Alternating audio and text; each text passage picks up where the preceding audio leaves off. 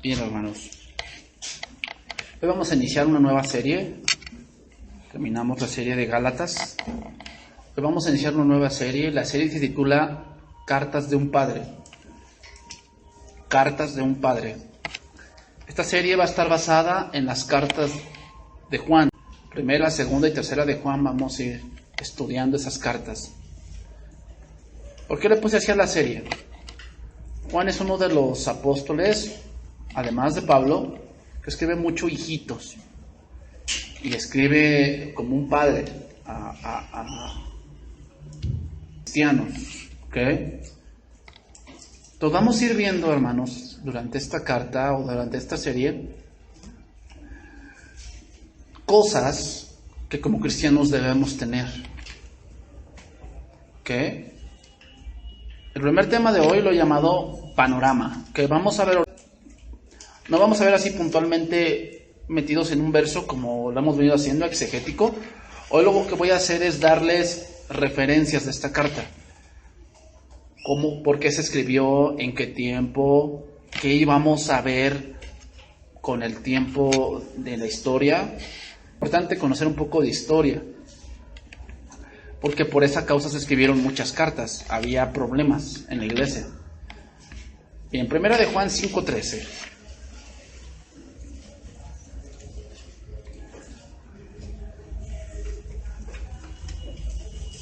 Primera de Juan, sí. ¿Okay? Dice ahí: estas cosas os he escrito a vosotros que creéis en el nombre del Hijo de Dios, para que sepáis que tenéis vida eterna, y para que creáis en el nombre del Hijo de Dios, y la confianza que tenemos en Él, que si pedimos alguna cosa conforme a su voluntad, Él nos oye. Bien, voy a empezar vamos a escribir mucho, pero es importante que tengan esta información. ¿Por qué se le llamará, por decir, aquí vemos si tú le dice epístola o la primera carta universal de Juan, le llaman carta universal? ¿Por qué? La razón es porque no hay un remitente. Ve cómo inicia la carta. No inicia diciendo Juan a fulano de tal, sí, no inicia así. Y luego defendiendo algo, lo que hemos visto, lo que hemos oído, lo que palparon nuestras manos. Por eso se llama universal. O sea, la carta de Juan o las cartas de Juan no tienen remitente específico.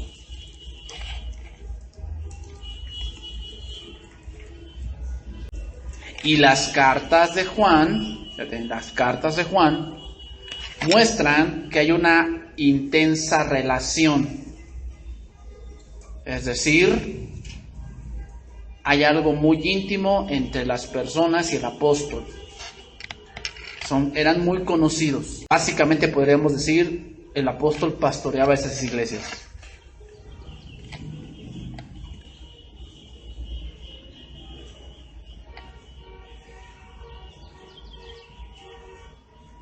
Las cartas de Juan, las que más doctrina concisa tienen. O sea, vamos a decirlo así, las cartas de Juan son para cristianos. ¿Okay? Son para cristianos. O sea, vamos a ver aquí que Juan es muy directo. Juan es muy directo.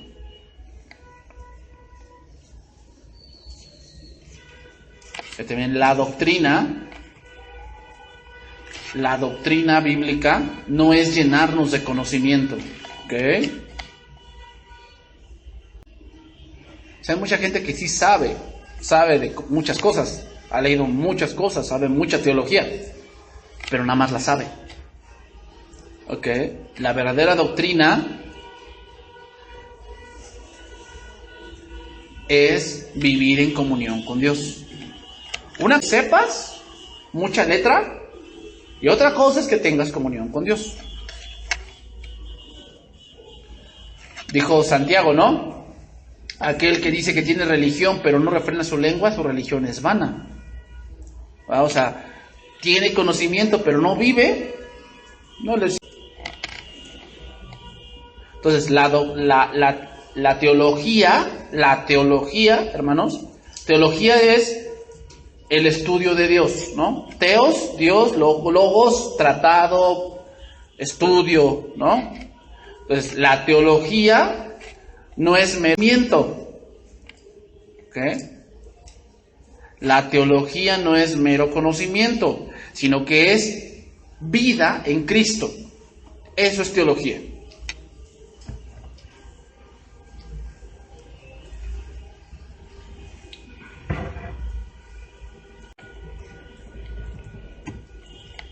La carta fue escrita, fíjate, la carta fue escrita por un hombre, que obviamente recuerden que la Biblia fue escrita por hombres inspirados, ¿ok? ¿No la escribió hombres? Pues sí, ni modo que extraterrestres. No, la escribieron hombres. Pero se ve en la carta un hombre con mucha comunión. Mucha comunión.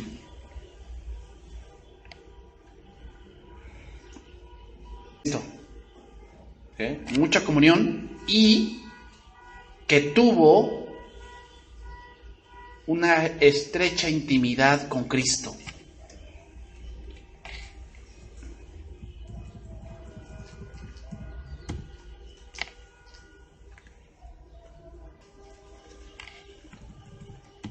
Ahora póngale ahí fecha de escritura. ¿Entre qué años fue escrita esta carta? Bueno, fue escrita entre los años 90 y 95.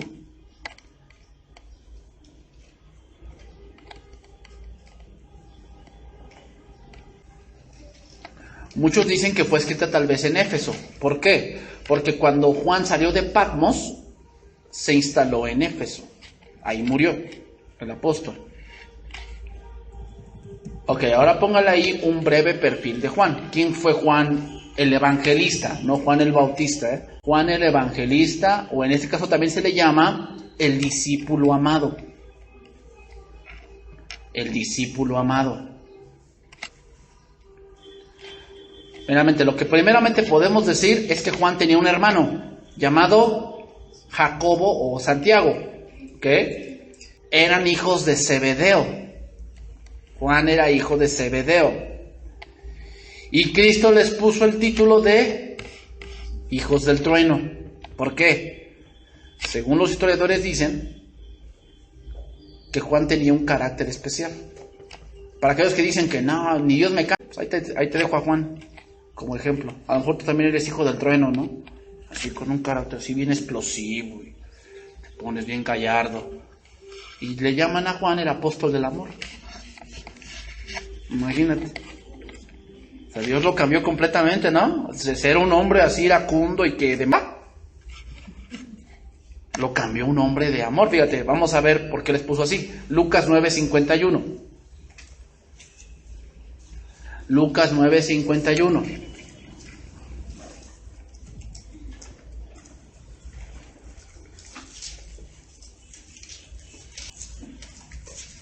Lucas 9:51. Vamos a ver.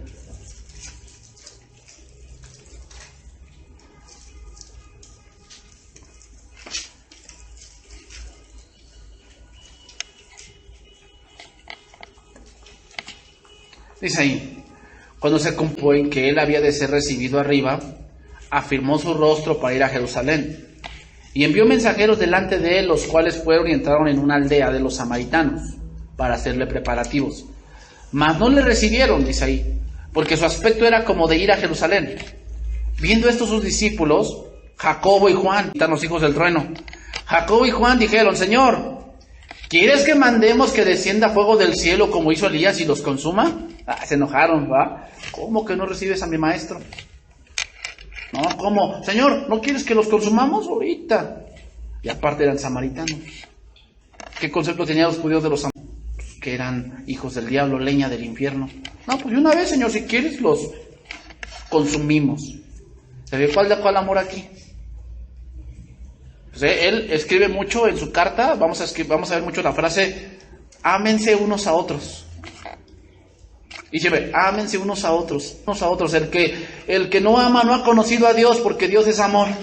Y él enfatiza mucho eso, Juan. ¿Y aquí se ve eso? Te das cuenta que todavía Dios estaba tratando con él. Dios estaba tratando con él. Así que no digas, no, es que, no, pues a mí ni Dios me cambia. No, no te creas. Los apóstoles, cuando Dios los llamó, eran como tú y como yo. Tal vez hasta peores. Sin embargo, Dios, ¿qué? Los transformó. Entonces, Dios también te puede transformar a ti y utilizarte en algo. O sea, no el poder de Dios. Entonces, volviendo a él, los reprendió diciendo, vosotros no sabéis de qué espíritu sois, porque el Hijo del Hombre no ha venido para perder las almas, sino para salvarlas. Les enseñó algo muy claro. O sea, a ver, tu mucho celo, Juan, no sirve aquí. Yo no he venido a matarlos, he venido a salvarlos. ¿Ok? Juan, o Cristo, los apellidó Boanerges a estos dos. ¿Qué significa eso? Hijos del... ¿Qué otra cosa podemos decir de Juan? Otra cosa que podemos decir de Juan es que Juan perteneció al círculo más íntimo de Jesús. Mira, tú como persona, como a lo mejor un coordinador, un trabajador, tú tienes muchos empleados, pero con algunos tienes un poco más de confianza. Y no es que sean tus consentidos, sino es que tienes más confianza. Entonces, ¿quién es este círculo íntimo? Eran tres: Jacobo, Juan y Pedro. Esos tres eran más cercanos a Jesús. ¿Por qué? Porque así quiso.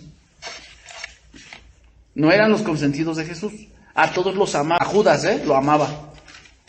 Pero esos tres fueron más cercanos a Jesús.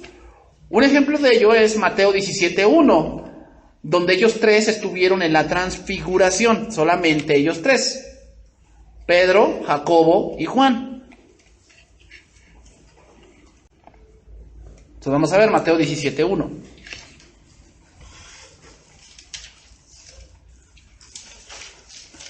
Pues fíjate quién era Juan, Fíjate quién era Juan. ¿Quién era Pablo? ¿Es un perseguidor? ¿Alguien que tenía mucho rencor? Sin embargo, Dios lo utilizó. ¿Quién era Pedro? Un pescador. Dice la palabra, alguien del vulgo. Juan era lo mismo, era un pescador. Mateo 17:1.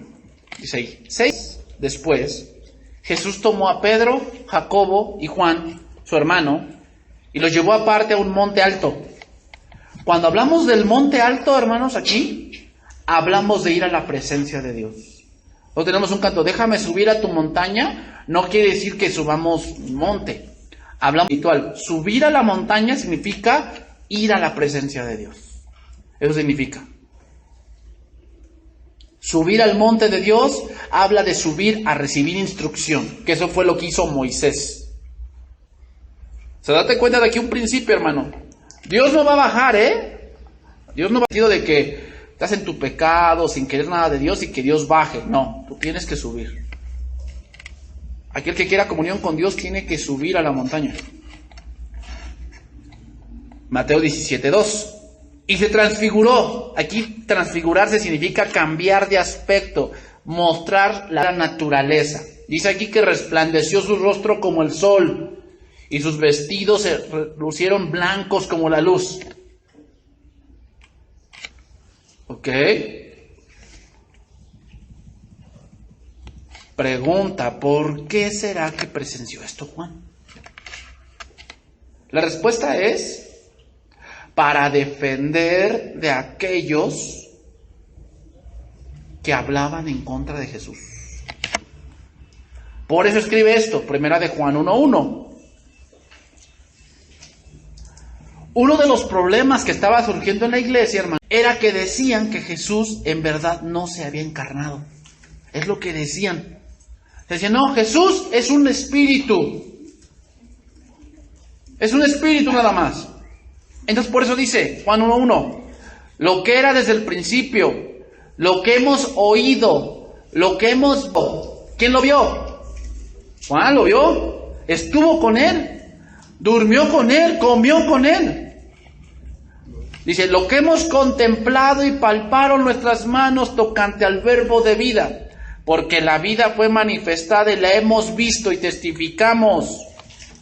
Y deseamos la vida eterna, la cual estaba con el Padre y se nos manifestó. Lo que hemos visto y oído, eso os anunciamos.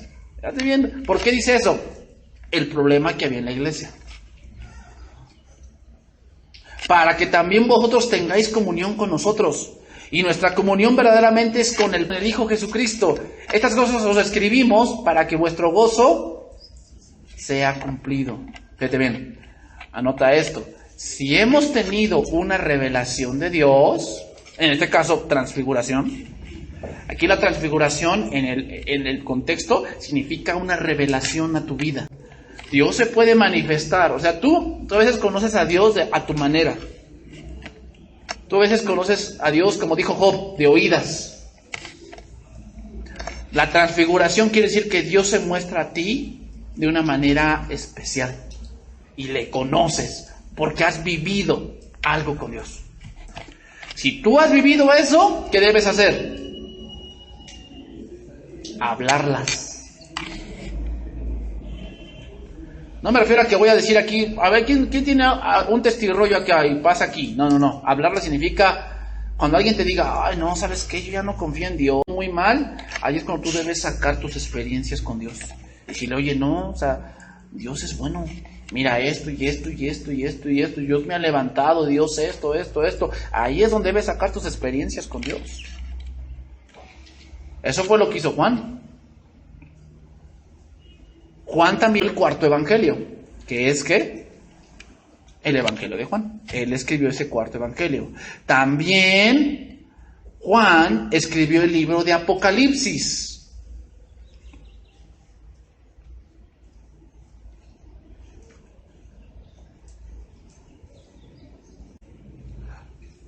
O sea, ¿quién era este apóstol? También Juan, era el que recostaba su cabeza en el pecho de Jesús.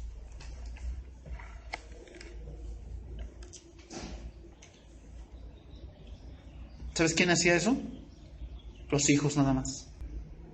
Porque, toman ese verso, ¿sabes qué decían? Que Jesús tenía una relación con Juan. Eran pareja. Sí, sacan sus cosas, pero si tú vas al contexto de ese tiempo, alguien que se recostaba en el pecho de alguien era del hijo de su padre. En su padre se recostaba en su pecho. Era un símbolo de respeto, de protección, de cuidado y de amor. O sea, nada que ver con lo que hoy dicen, ¿no? El mundo tan corrompido. Ok, otro punto, el tema de la carta de Juan. Hay varios temas, voy a decir 4, que el Evangelio de Juan y Primera de Juan se relacionan mucho. Voy a decir 4 nada más. Número 1, el Evangelio de Juan expone los hechos y palabras. El Evangelio de Juan expone los hechos y palabras que prueban que Jesús es el Cristo.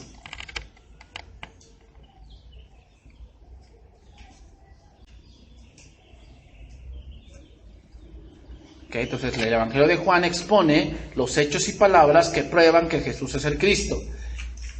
Primera de Juan expone los hechos y palabras Primera de Juan expone los hechos y palabras que son obligatorias para quienes creen en Cristo. O sea, en Primera de Juan vamos a ver cómo debes actuar tú. En el Evangelio de Juan vemos cómo Jesús actuó. Pero en Primera de Juan vamos a ver cómo tú debes actuar. Vamos a decirlo básicamente así, hermanos. Primera de Juan te va a hacer ver si eres verdad hijo. Si en Primera de Juan te vas a ir dando cuenta, a ver, ¿soy hijo? No, yo digo que sí soy cristiano. Ah, bueno, la palabra de Dios dice que que Dios es luz y no hay ninguna en él. ¿Qué quiere decir? Es un hijo de Dios, no se puede andar justificando que Dios lo tiene así, que Dios, pues bueno, Dios sabe que tiene que pecar. Dios sabe. No, Dios es luz, ¿y qué? No, Primera de Juan 2:15 dice, no améis al mundo. ¿Ah, eres hijo? Una prueba es que no amas al mundo. Si tú eres hijo, amas el mundo. Por eso no puedes. No eres hijo. Así nos vamos a dar cuenta, vamos a ir estudiando así cosas así. Nos vamos a dar cuenta si eres hijo o no. Eso es lo que va a hacer Primera de Juan. Te va a decir si eres. O sea, un autoexamen. Tú te vas a hacer el autoexamen con la palabra. A ver, tengo que hacer esto. Dice la palabra, aquel que dice que le ha conocido debe andar como él anduvo. Jesús anduvo transeando, entonces ¿por qué tú transas? ¿Jesús anduvo mintiendo? No, porque tú mientes. A mí se me hace que no eres, aunque tú digas que eres. Así es eso. Número 2. El Evangelio de Juan trata de los fundamentos de la fe cristiana. El Evangelio de Juan trata de los fundamentos de la fe cristiana.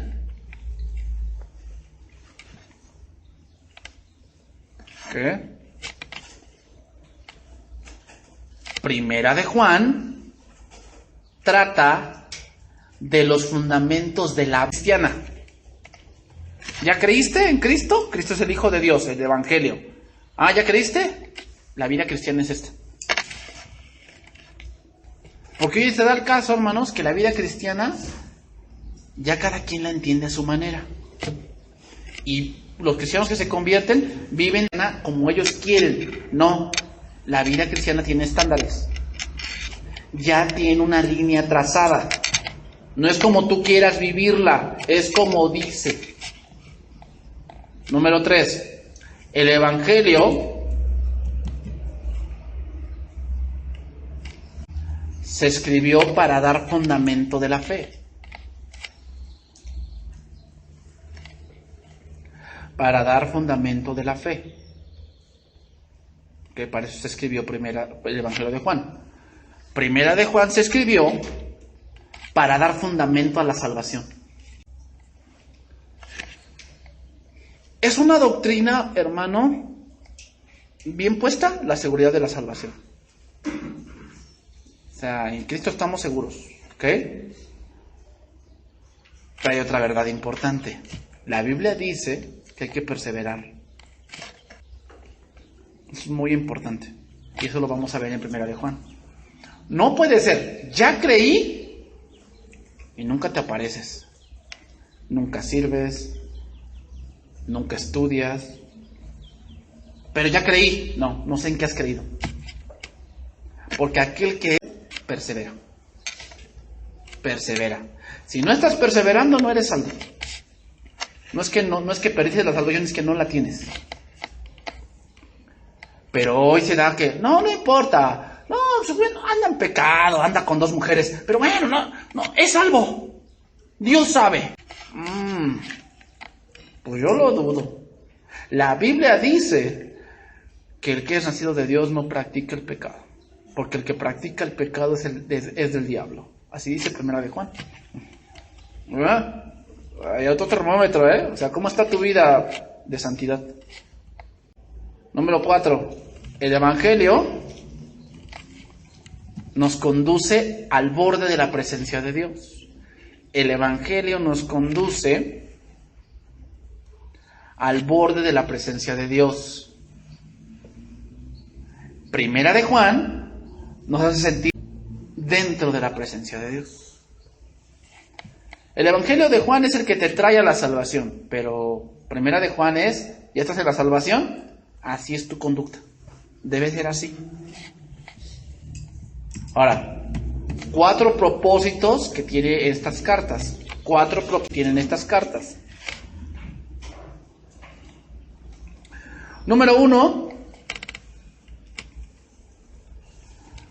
para que tengamos comunión con el Padre y unos con otros. Fíjate, ahí hay un rasgo de un cristiano. Primera de Juan 1:3. Primera de Juan 1:3. Lo que hemos visto y oído, eso os anunciamos, para que también vosotros tengáis comunión con nosotros. Y nuestra comunión verdaderamente es con el Padre y con su Hijo Jesucristo.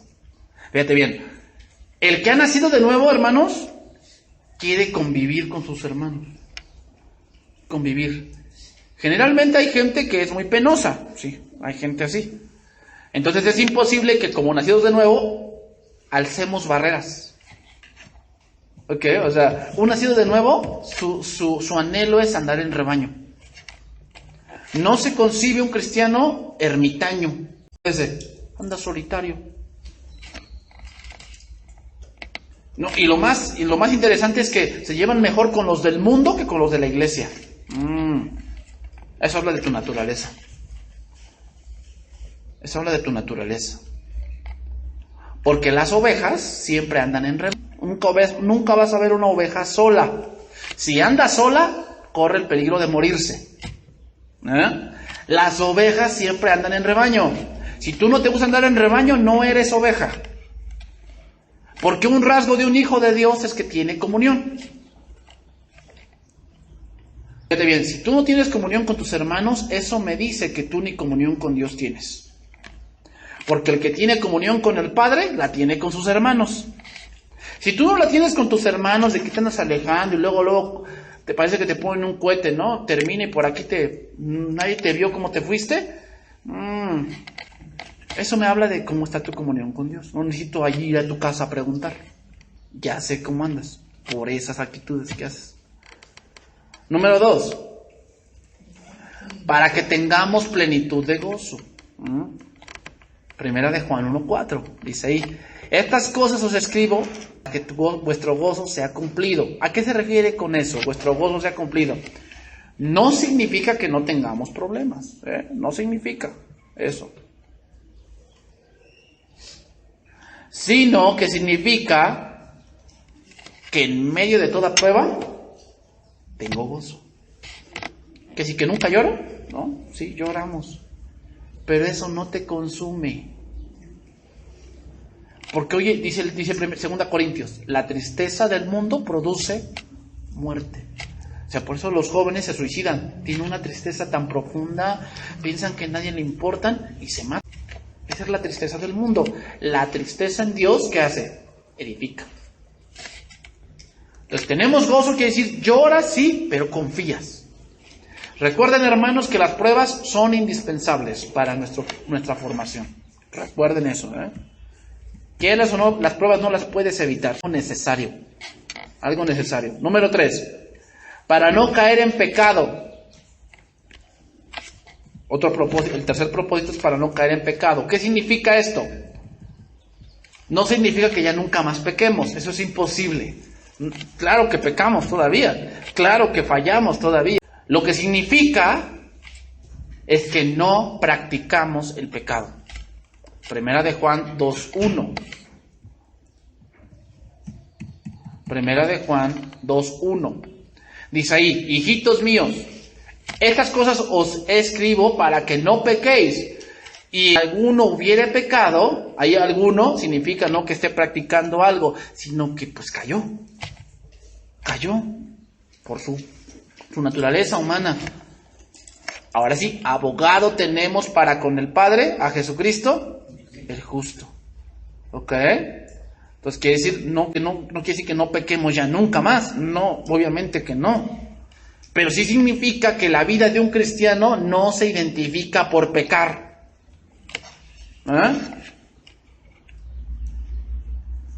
Y número 4, cuarto propósito, para reconocer nuestra base de la vida eterna. El versículo que leímos, Primera de Juan 5:13. Primera de Juan 5:13. ¿Ok? ¿Qué quiere decir? Que tengamos una plena certeza de lo que nos espera. ¿Qué nos espera? ¿Algo mejor o algo peor? Algo mejor. Te abstienes de este mundo, ¿no? Te guardas de este mundo. ¿Por qué? Porque te espera algo mejor. Si no, ¿para qué te abstienes? O sea, ¿por qué el estudiante se abstiene de muchas cosas? Porque sabe que después de estudiar Torah viene algo mejor, ¿o no? Si no, ¿para qué te abstienes? Mejor, pues, haz lo que todo mundo. Bien, otro punto. Llegamos ya casi a la parte medular. Contexto histórico de la carta. ¿Qué estaba pasando en ese punto?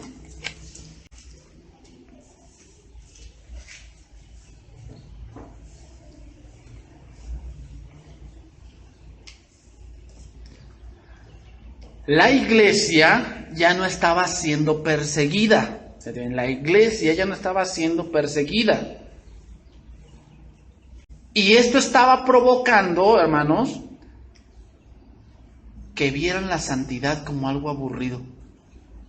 Pregunta, ¿no es lo que hoy está pasando?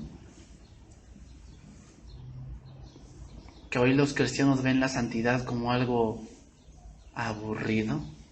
Como que la santidad está pasada de moda. Como que hoy lo de hoy es ser cristianos pero mundiales. O sea, se congregan, pero viven una vida como las del mundo. ¿No es lo que hoy estamos viviendo? Ves a hombres o jóvenes que dicen ser cristianos, pero andan con todo. Ay, son cristianos. Esto estaba pasando en el tiempo de Juan. Como ya no había persecución, como aquí no la hay, entonces, ¿qué pasa? Entraron en un relajamiento. Entraron en un conformismo, en una comodidad. Y entonces hubo mucho simpatizante del evangelio en las iglesias. ¿Cómo es eso? Gente que decía que era, pero no. Entraban en las iglesias, se congregaban y seguían viviendo igual que la ciudad donde vivían. Por eso Juan escribe, primera de Juan 2:15, no améis al mundo, ni las cosas que están en el mundo. Si alguno ama al mundo, el amor del Padre no está en él. Fíjate, eso significa, el amor del Padre significa no es salvo. No es salvo. ¿Qué dijo Cristo? ¿Cómo vamos a permanecer en su amor?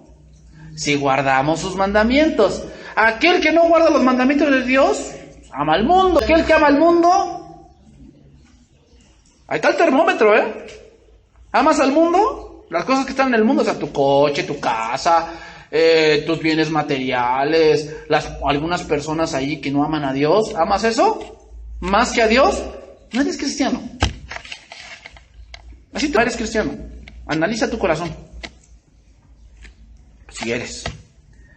Porque todo lo que hay en el mundo, los deseos de la carne, los deseos de los ojos y la vanagloria de la vida, no provienen del Padre, sino del mundo. Y el mundo pasa y sus deseos. Pero el que hace la voluntad de Dios, permanece para siempre. ¿Okay? Entonces las cartas de Juan son un autoexamen de qué es lo que estás creyendo. Te voy a decir algo, y anótalo bien. La vida cristiana es por convicciones, no por prohibiciones. Tienes que generar convicciones, prohibiciones. Aquí yo no te voy a decir, esto y esto y esto, y no comas esto y no comas esto. ¿Estás convencido? Hazlo.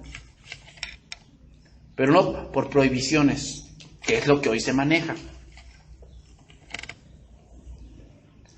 Debemos desarrollar, hermanos, convicciones, no obligaciones. ¿Por qué vienes a la iglesia? ¿Por convicción o por obligación? El cristiano viene por convicción. ¿Por qué lees la Biblia? ¿Por convicción o por obligación? Si eres cristiano es por convicción. Si no eres, pues sí. Es que tengo 15 y mi papá me obliga. Pues sí, mijito, por su casa. Y eso refleja tal vez que no eres. El cristiano ora por convicción, no porque obligación. No, yo oro por convicción. Me es necesario orar a mí, pero esa es mi convicción. ¿Por qué oras tú? ¿Convicción o obligación? Pues ya tú. ¿Ya tú? ¿Por qué sirves a Dios? Oh, porque mi papá me dijo que me metiera, si no, no me va a dar domingo. Obligación. ¿Convicción o obligación? Esa es la vida cristiana. Que muchos tienen la convicción de no ir al cine, ok, no van, está bien, no vayan.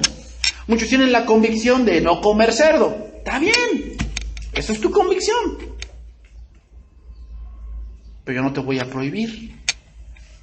Tú tienes que tener convicción. Esa es la vida cristiana. Si tú tienes obligaciones y prohibiciones, eres un religioso. Eres un religioso. No así es el catolicismo. Tal semana no se come carne. Prohibición. ¿Pero qué convicción tienen de que eso sea bueno? Ninguna. ¿Ah? Prohibición y obligación. Situaciones del tiempo de Juan.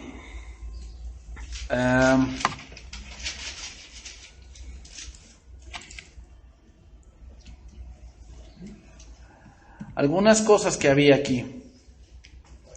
En el tiempo de Juan, la gente ya vivía incómoda de las demandas de Cristo.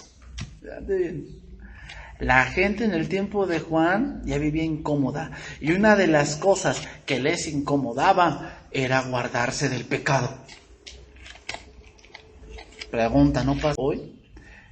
Les dices, oye, esa manera de vivir tuya no es buena. No juzguéis. No me juzgues. Solo Dios puede juzgarme.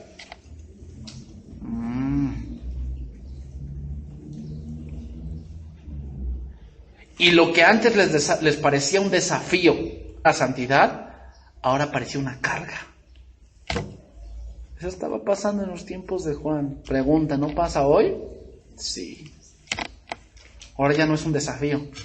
Dije, con la ayuda de Dios voy a ser más santo. No, ahora es una carga. Sé que, pues me tengo que portar bien. Ya ni modo. Ay, no puedo hacer esto. ¿Por qué no puedo hacer esto? Ay, pues porque el pastor me disciplina. Que no lo puedo hacer. ¿Y por qué no vas allá? Porque mi papá me regaña. Santidad. Ya no es una convicción ahora, ya es una carga. Una de las características que surge de la carta es que no había persecución. Vivían en paz y en tranquilidad. Vivían en una tipo sociedad.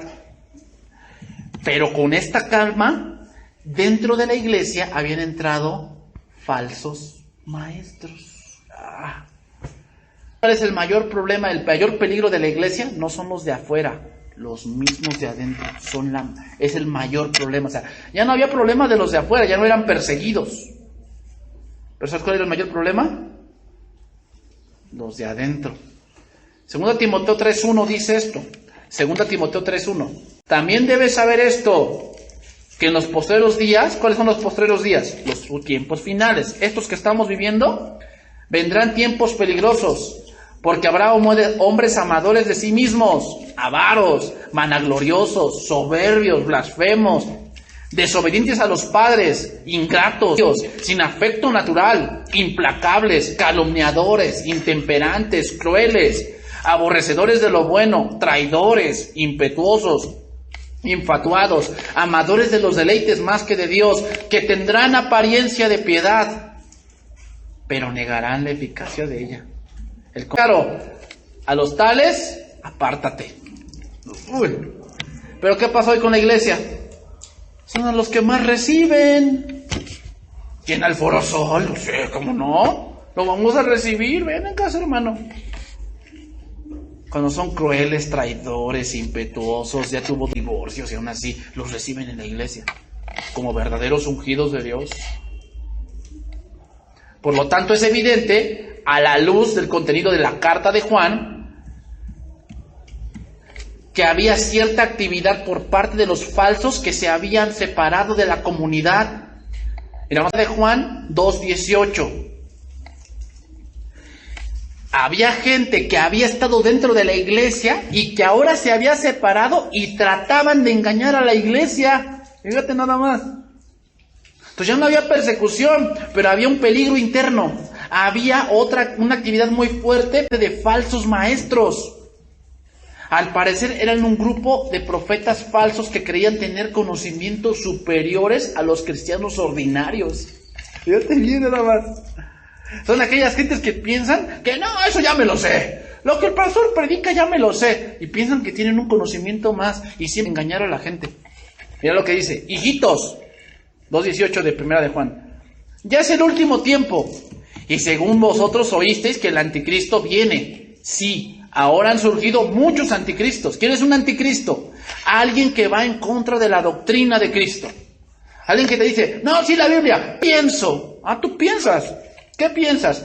Bueno, sí, la Biblia dice allí que debemos guardarnos, pero hay algunas cosas que es necesario pecar, hermano. Es necesario. Anticristo. O sea, bueno, sí, él hay que servir a Dios, pero bueno, yo sirvo a mi manera. Anticristo.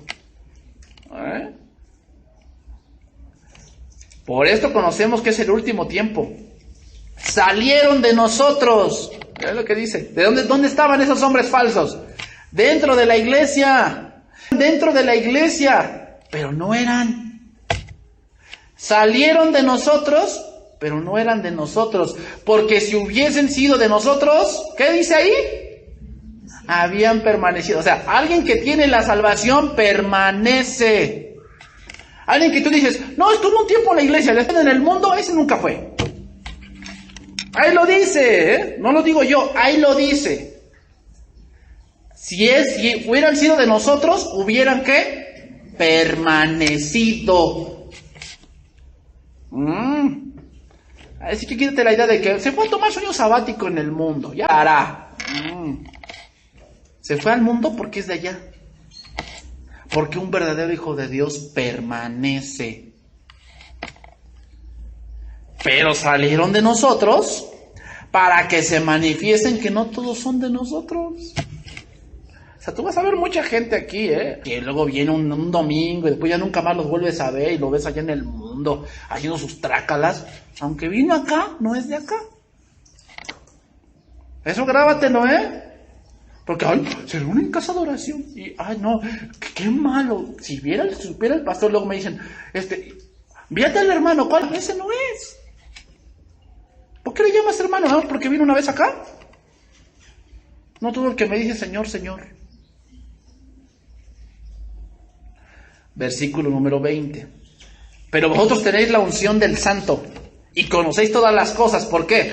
Porque esos que habían salido de la iglesia trataban de engañarlos con una falsa doctrina. Tú tienes la unción del Santo. ¿Cómo? El Espíritu Santo te va a decir, eso no lo creas. Eso que está diciendo él es una mentira. Tienes la unción del Santo.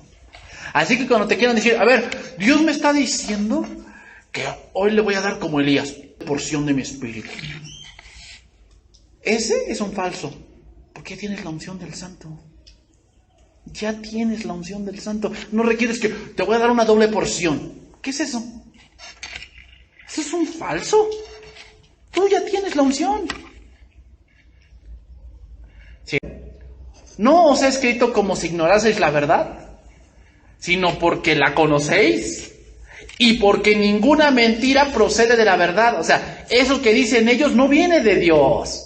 La mentira jamás va a venir de Dios. O sea, ¿tú piensas que Dios te va a engañar? Eso viene del enemigo. ¿Quién es el mentiroso? Dice ahí. Sino el que niega que Jesús es el Cristo. Este es el anticristo, el que niega al Padre y al Hijo. Todo aquel que niega al Padre tampoco tiene al Padre. El que confiesa al Hijo tiene también al Padre. No nos debemos de extrañar que muchos de los de dentro quieran dividir la iglesia. No nos debe de extrañar, hermano, que se levante gente y te diga, no, yo no estoy de acuerdo con el pastor y yo pido que hagamos una junta. Porque así se las gastan. A mí no me parece cómo el pastor dirige la iglesia. Yo pienso que debemos levantarnos, alzar la voz. O sea, hay gente dentro de la iglesia. Te lo estoy diciendo así para que no haya iglesias perfectas, De que aquí hay puro amor y armonía. Aquí nada pasa. No, eso no existe. Eso no existe, ¿eh?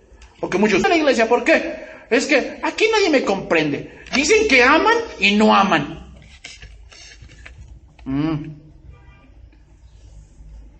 Pues yo te voy a decir, no hay iglesia perfecta. Y si la encuentras y tú eres tú, ya se volvió imperfecto. No hay iglesia, no hay. Todas tienen algo. ¿Y sabes por qué? Porque en ese lugar se congregan hombres. ¿Y somos qué? Imperfectos. No todos los que llegan a una iglesia, todos son verdaderos cristianos. No. Ahora, había filosofías que se habían metido dentro de la iglesia. La que más surgió es el gnosticismo. ¿Qué es el gnosticismo, hermanos? Gnosticismo. Surgió más o menos en el siglo II. Muy fuerte y se empezó a meter en la iglesia. El gnosticismo tiene dos corrientes. Y de hecho, si tú quieres comprobarlo, aquí a la vuelta, ahí están los gnósticos. Aquí a la vuelta. Digo, pues si dices, no soy, ocupo allá. Los gnósticos tienen dos corrientes. Uno es que el espíritu es bueno y la materia o el cuerpo es malo. Eso es lo que ellos decían.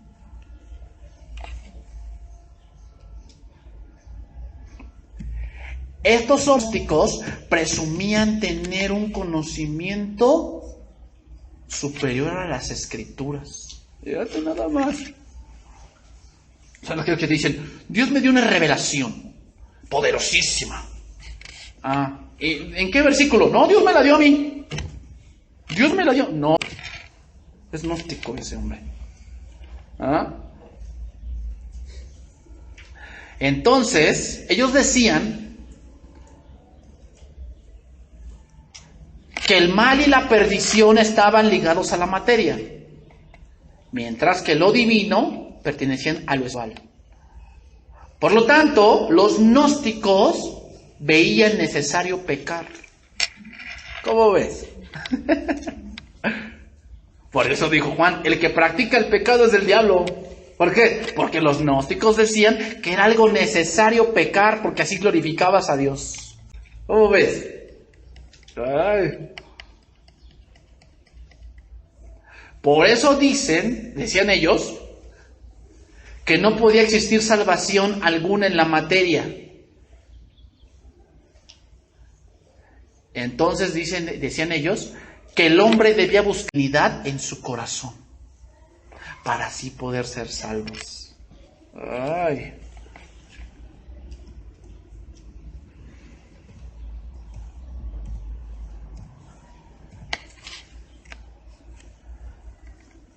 Y estos hombres iban de congregación en congregación, gente. Hay dos ideas fundamentales para ir yéndome por la parte final. Hay dos ideas fundamentales de estos falsos maestros. Número